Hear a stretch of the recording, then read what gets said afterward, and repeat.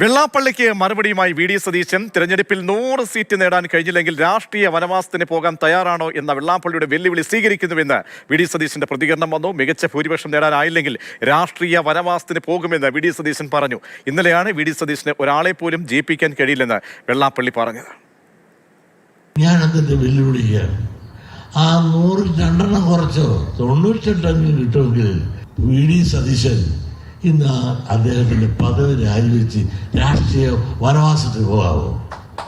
ഞാനാണെങ്കിൽ SNDP general secretary സ്ഥാനം രാജിവെക്കാൻ തയ്യാറാണ്. ഈ വെല്ലുവിളി സ്വീകരിക്കാൻ ഈ സതീശ് തയ്യാറാണോ? UDFനെ നല്ല ഭൂരിപക്ഷത്തോടു കൂടി അധികാരത്തിലേക്ക് തിരിച്ചു കൊണ്ടുവരാൻ കഴിഞ്ഞില്ലെങ്കിൽ ഞാൻ രാഷ്ട്രീയ വനവാസത്തിന് പോകും, പിന്നെ എന്നെ കാണില്ല.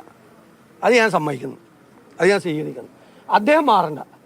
UDF 100-ലധികം സീറ്റ് കിട്ടിയാൽ അദ്ദേഹം രാജിവെക്കാന്ന് പറയുന്നത് അദ്ദേഹം രാജിവെക്കരുത്. അദ്ദേഹം ആജീവനാന്തം അവിടെ ഇരുന്നോട്ടെ. ഞാനും അദ്ദേഹമായിട്ട് മത്സരമൊന്നുമില്ല. പക്ഷേ അദ്ദേഹം പറഞ്ഞ ഒരു കാര്യം ഞാൻ ചെയ്യും.